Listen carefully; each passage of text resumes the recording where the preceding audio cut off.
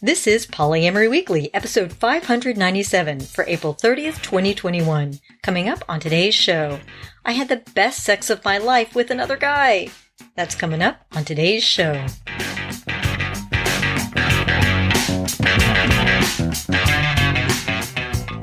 Hello, everyone. I'm your host, Minx, here with my co-host, LustyGuy. Happy and lucky to be here, as always. And our co-host, Blue, who is snoozing at the foot of the bed. Shuffling, anyway. And just a reminder that this is an adult show about really lascivious things like honesty and communication about sex and relationships. If you're under 18, please stop listening and visit scarletteen.com.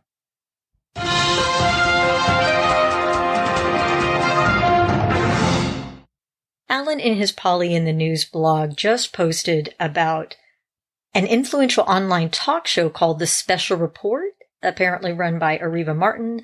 I'm not familiar with it, but they recently had poly community builders Christopher Smith, Robyn Trask, Marina Reiko, Bouie Johnson, all of our favorites. It's like gold star lineup right there.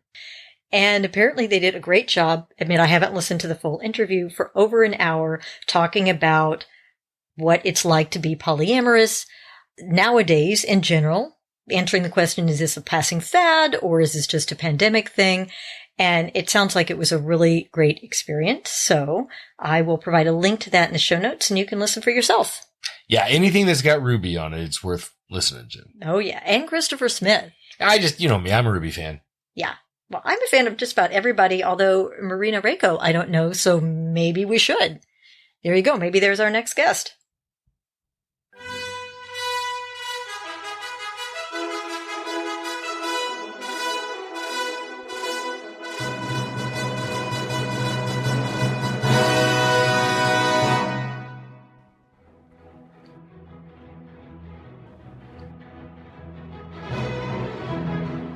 So what are you going to talk about in your politics corner today? Well, I'm going to break down something that I think that there are, again, too few people that are aware of this reality in the U.S. If I said to you that there were United States citizens who paid their taxes, served in the military, were subject to all the laws of the land, but didn't have a senator and had no voice in Congress, your immediate reaction might reasonably be, hey, wait a minute. Isn't that taxation without representation? Didn't we have like this little revolution about this thing? I think we've had a war about that. Yeah, like over, hundreds of years ago. Well, as it turns out, the United States has various territories, I'll put in quotes. We're going to talk about one in particular, where U.S. citizens are taxed, live under the laws of the land, and have no representation in Congress. Let's start out with Washington, D.C. Now, the District of Columbia, Washington, D.C., is created by a provision in the Constitution that says that Congress will have a particular authority over a district from which it will administer the nation. Because of that, the city that's grown in that district, these people have no representation. They have a non-voting member of the House of Representatives that doesn't get a vote, and nothing in the Senate. But they are still paying their taxes subject to the laws and citizens of the United States. And how many people live in D.C.? Well, the number's right around 700,000 right now in D.C. alone. We're not even talking about Puerto Rico, Guam, any of these other places. We're just talking D.C. 700,000 people lacking representation in Congress. How many years after this nation was formed? Now, the drive to get them representation in Congress actually, if you can believe it or not, goes all the way back to just a few years after that Constitution was formed. We think it's a recent thing. We think it's something that came out of the 70s or the 60s because that's when everybody got all politically active. But the truth of the matter is, one of the things to be proud of about this nation is that there has always been a minority of people who care about things like, voting rights. And that minority of people has been trying to get voting rights to the citizens of D.C. since literally the late 1700s, early 1800s. Now, the focus of that effort did sharpen to statehood in around the 1980s. There were all kinds of other attempts and ideas before that. In the 1980s that really focused on let's make DC a state. And that effort, reasonably enough, as you would expect, created pushback. Now let's take a look at that pushback for just a minute. What are the reasons why the people that object to DC statehood give to making DC a state? Well, one, they say it's against the Constitution. And that's not true. The Constitution does not set a minimum size for the District of Columbia. Congress could, completely within the Constitution, simply shrink the size of the District of Columbia until it encompassed only the White House and Congress, and I think there's one other building in that plan. And then the surrounding area could be a state. District still goes on. The next thing they'll say is that DC doesn't really represent America. It's not a proper state. Maybe it lacks airports, they'll say, or it doesn't have an industrial sector, they'll say. Tom Cotton exactly said that. Or maybe there's no car dealerships. Now, if you are getting a particular waft of bullshit off of these arguments. I didn't realize you needed to have a car dealership to be considered a state. Yeah, you don't. I mean, no.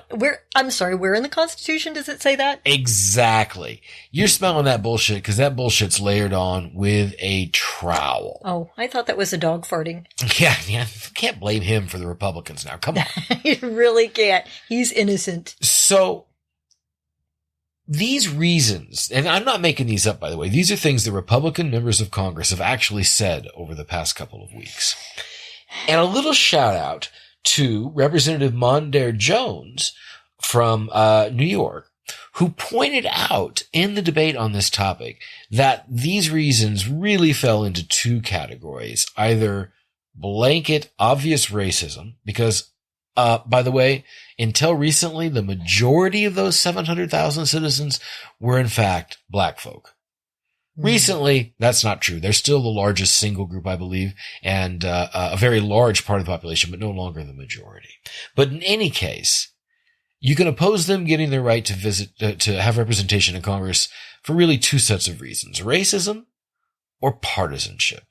And I say partisanship because the Republicans do not want to have another state come into the Union that will be Democratic. At least DC is probably going to go Democratic most of the time. So we call that arguing from the outcomes here in the place where people still think. It's as if you were to say, well, if the rules said that if the ball reached first base before the runner would be out, then the runner on my team would be out. So I'm not going to support that rule. I don't want it to be that way. I want the runner on my team to get to first base. That's a partisan judgment. Just like I don't want DC to be a state because it means that there would be a state that has politics that I don't approve of. In other words, you can only be a U.S. citizen if you're a Republican or if you agree with us. That it just infuriates me so much. Now here comes the kicker. Here's the part that really gets my blood boiling. The conservatives, the Republicans, can make these stupid statements about car dealerships and mines and about how other states are more deserving of statehood. And that's all just fine. But when Representative Mondaire Jones points out the idiocy, points out the racism in those terms, that is breaking the rules of the House.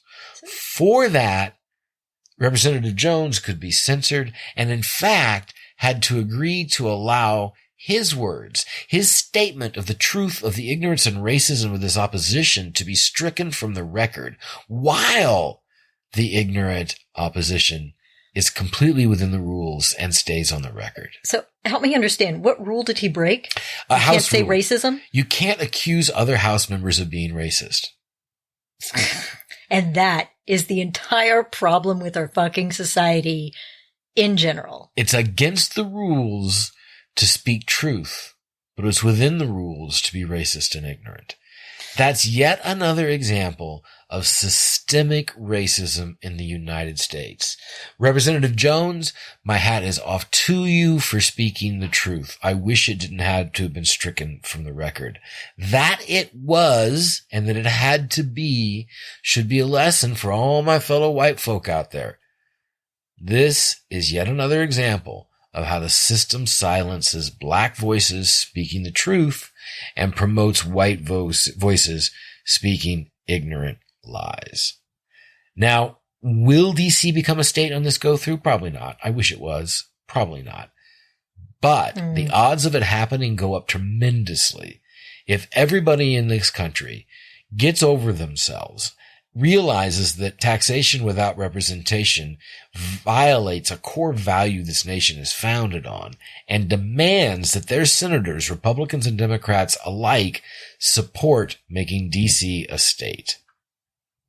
And by the way, DC has already voted that it wants to become a state. Oh, yeah, so it's like not 80... something that DC doesn't want. I personally have already written my senator and representatives. And if you have questions, comments, or feedback on politics or, maybe polyamory, you can call 802-505-POLY or email polyweekly@gmail.com and attach an MP3 file with your questions or comments. If you'd like us to do anything that involves a calendar, including a guest spot on our show, or to come speak at your event, please email LustyGuy@polyweekly.com.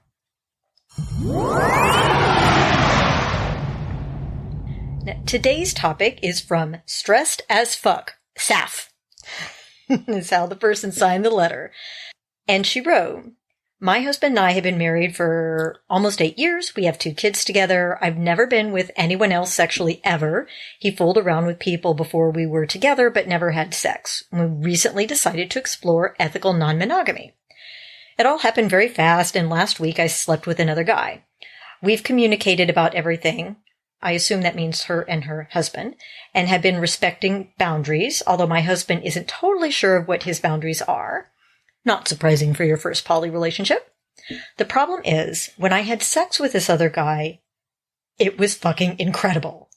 Most amazing sex I've ever had. It made me realize I haven't enjoyed sex with my husband.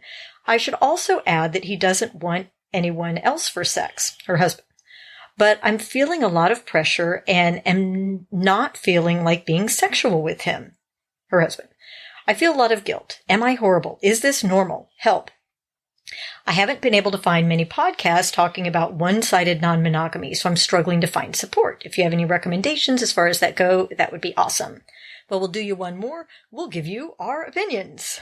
Which, of course, will be so supportive. Hey, this podcast is about that, so we can recommend this podcast. There you go. There you go. All right. In fact, we're number 1 on our list of recommended podcasts for this topic. There you go. Well, I read the questions, so you want to go first? Sure. I'll take first. First of all, I just want to point out a little logical inconsistency when you say that you're respecting everyone's boundaries, but your husbands don't know what they are. Your husband doesn't know. You can't respect boundaries if people don't know what they are, by definition. So there might be some, exploration to work in there. Now, that's not to say, by the way, that your first thought of what your boundaries are will necessarily be your second, third, final, right? You may very well discover, oops, no, that's not really where I want my boundaries. Here are. And that's all good. But having said that, just from a logical point of view, if you don't know what the boundaries are, you're going to have a hard time respecting them. You might want to work on that a little bit. Secondly, I just want to make sure that I kind of understand this right. You never had sex with anybody but your husband. You've been having what now seems to be lackluster sex with your husband. You don't feel like having sex with your husband. And this guy that you meet that you presumably do feel like having sex, who's the second person you've ever had sex with of your life, you're doing it in a transgressive way after years of not having good sex. And really, it's good sex? I'm shocked. I'm amazed. Of course it was good sex. Yes, of course it was. And the reason why I say this is not because I want to diminish your experience at all. I want to celebrate it. I'm glad you had good sex. What I don't want you to do is elevate this dude you had sex with because you had good sex with him. It don't mean you're soulmates. It doesn't mean he's perfect for you. It doesn't mean you're in love. It doesn't mean his dick should be bronzed. It means you have been in a fucking desert for years and finally got a glass of water. You're damn right it tastes good when it happens. That's okay. All right. So I just want to make sure, first of all, you don't go fall in love here. Secondly, I want to say this. If sex with your husband's not good and hasn't been good for a long time, there's probably some emotional disconnect, something going on there that's making that the case. And until you discover that, you're going to be having issues, and it's going to be an albatross around your neck. So spend some time and really turn into and examine your lack of feelings for your husband. Maybe it could be any number of things, right? Your parents, you may have never rediscovered your sex life. You may never have had a real sex life. If both of you were inexperienced virgins who hadn't been around anybody before, you haven't had a chance to really figure out what you like. You're both stumbling in the dark, wondering why you can't find the car keys. 'Cause it's dark. So really turn into that and try to figure that out. Maybe even take some of this positive energy from this great sexual thing that you've had and use it to inform and motivate that search. I'm not going to tell you to try to engage in blowback where you take things that you did with this partner and do with your other partner, because you don't want to do anything with your husband right now. What you need to do is figure that out. Get to a place where you understand why that's the case. Now, to directly answer your question, is it normal to feel guilty? Yes. It is very normal to feel guilty, particularly in your first non-monogamous encounters. You've been taught that it's wrong all your life. Yeah. And if you and Stressed as Fuck didn't say if she had a religious upbringing, but especially if you did have a religious upbringing that was fairly strict, Catholic, any type of Christian, Mormon, of course you're going to feel guilty. And even if you didn't, most people were all raised with this idea of you meet someone, having sex before marriage is bad, you go live happily ever after. So if you're not happy, of course you're guilty. Absolutely. So at heart, turn into and figure out your feelings of disconnect with your sexual relationship with your husband. Those things have got to be figured out. I'm glad you had good sex. You deserve good sex. It makes total sense in that situation that it was good sex, and I'm willing to bet it was the situation more than the fact that dude is all that. That's a good point. I mean, one of the things that we say about polyamory is that it doesn't fix or destroy your relationships, but what it will do is shine a really bright spotlight on whatever is wrong with your existing relationships. And this sounds like a case of that. Oh, yeah. Right? If you weren't happy in your sexual life with your husband, polyamory isn't going to fix it. That one guy isn't going to fix it. Another guy, a million guys aren't going to fix it. What's going to fix it is you working on it and taking the time and energy and honesty and vulnerability to explore what it is that is lacking in your sex life, and maybe sharing what you like, what your fantasies are, what his fantasies are. There are all kinds of books and podcasts and all sorts of resources that can help you explore those things. But it's really got to be about the two of you communicating about what it is you want in your sex life and trying those things together. It may be as simple as, you know what? Could you shave and try to put a little effort in, right? Maybe you just feel like you're not treasured because it's become perfunctory sex. Who knows? There's an infinite. I mean, in fact, the truth of the matter is the odds are pretty good. You probably could get some help from a really good sex counselor. Mm-hmm. Somebody who could help you figure out. Cause in my experience, when the sex goes bad, everybody's like, well, the sex went bad. We must be bored. Well, in my experience, when the sex goes bad, it's because something has changed. There is an emotional issue to be dealt with. Somebody has gotten a disability. Somebody has had an injury. But they never had sex with anybody else, so they don't know. If there's, well, that's right. They may not have known that the sex was all that bad. They may have thought that's what it's supposed to be like, and it's not like porn, but porn is not real, so. Yeah, well, that's absolutely right. True, right? Maybe this is the first guy that's ever gone down on her. It's so funny. I was thinking of things like role play. Maybe you want to sex in public porn. What is your fantasy? And I love that you come up with maybe you just want him to shower. And I'm like, oh, yep, that actually could be it. It could be, right? It could be really simple. Yeah. Or it could be that you have unexpressed resentment because of distribution of child-rearing responsibilities, right? There's an infinite number of possibilities. Yeah, it's true. Well, I really hope that was helpful, and I hope you find a way to have wonderful sex with your husband, and if you want to continue to be poly, that you can do that, and if you don't, that you don't.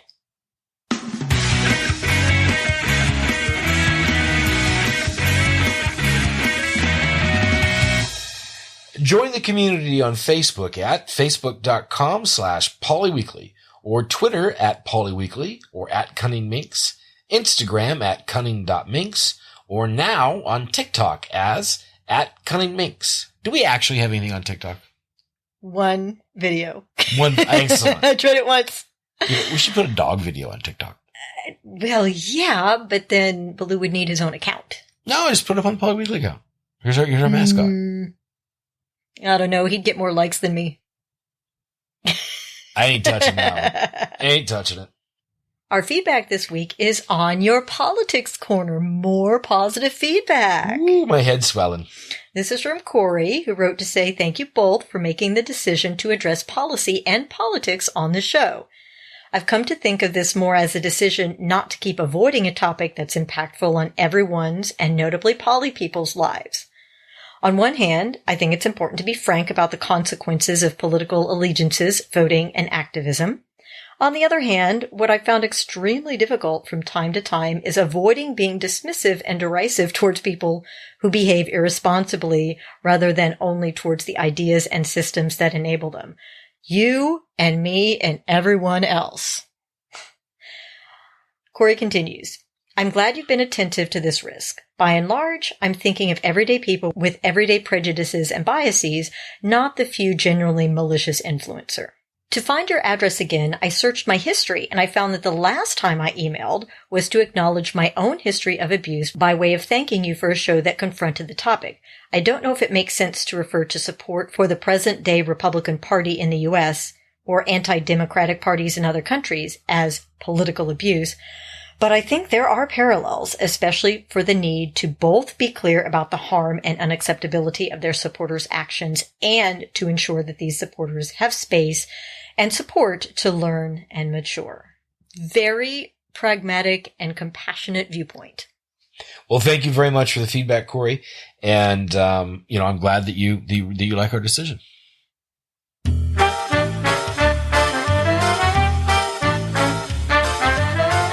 It's time for your Happy Poly Moment of the Week, brought to you by Fubbly polyamorists everywhere. All right, today's Happy Poly Moment comes from, I hope it's Kirsten. Maybe it's Kristen. What is it? K-R-I, so Kristen. Kristen, thank you. Hey all, I'm Kristen from South Carolina, and I have been listening to the podcast for a few months. Thanks to working night shift, I have listened to every single podcast in those few months. Ooh, wow. Every single one. That's a lot. That's impressive. Although, to be fair, this letter is one that got stuck in my inbox, so it is from 2019. So it's only the last 15 years of podcasts, not the last 17. Oh, yeah, so that makes so much difference. Yeah. Anyway, I would love to share a happy poly moment that happened over this past weekend. I have been dating my boyfriend for 6 months, and my husband of 5 years, been poly for 4.5 years, has been seeing this lady since Thanksgiving. My boyfriend has come over a few times to help my husband with things like cutting down a tree and such. Bonding. Bonding over lumberjacks. But my husband has always been on the quiet side. He can be very, very shy around people he doesn't know. This past weekend, my boyfriend came and spent all weekend from Friday to Sunday with my hubby and I, and my meta came and spent Sunday, Saturday with us. It was amazing. There were no weird and awkward silences, and no one was shy. Even when it was just my boyfriend, my husband, and myself, things just went so well. We laughed, cooked, watched TV, and had one of the best weekends we've ever had. My husband was already talking about us four going on a weekend trip soon. I love being polyamorous, and I can't wait to see what the future has in store for us. Keep it up with the podcast. I love it. Much love. Kristen. Kristen. Sorry, Kristen. I suck. And that would have been a great answer to the question we answered last time, 596. How do you keep things from being awkward? Although they don't really talk about how they kept it from being awkward. They just weren't awkward. Well, sure they do. They started by cutting down a tree. Obviously, you have to start by cutting down a tree. Yes. Yep. There you go. Maybe, getting the engine block out of a car and hanging it from a chain in the garage. That might be a good bonding. Is that manly enough? Yeah. Well, cutting down trees, engine blocks. Yeah. Yeah. What else? Lawn darts? Actually, it's true that I know we're making jokes here, but any sort of collaborative activity, sometimes people feel pressure, social pressure, when you're gaming or supposed to be having fun together to quote unquote be social, but collaborating on an activity with a common goal, such as cutting down a tree, planting a garden, even something as mundane as doing the dishes, can be, something that helps build rapport and helps decrease the amount of awkwardness. Absolutely. There are plenty of people who are task oriented. Mm-hmm. Me. Yeah. Me. Just a little bit. And so, if you really want to interact with them in a way that makes them comfortable, you need to have a task for them to do. And so, it could be cutting down the tree. It could be the engine block, could be a yard project, whatever. Just to have something to, hey, would you come over and help me do this? Bang. And you're in like Flynn. And then when you've achieved that, you have a shared success. Mm-hmm. And that's always a good thing. I like that. I'd love to welcome our newest polyweekly playmate, Ben. Ben joined at the $1.99 level. Ben, thank you so much for joining our polyweekly playmates. Thank you, Ben. And thanks to all our playmates for your generous donations this week and month. We are a free resource. We've helped hundreds of thousands of people navigate their introduction to and continued success with polyamory. Your donations keep the podcast free for everyone, both inside and outside the community. I think that's going to wrap it up for today's show. So, thanks for listening. And remember, it's not all about the sex.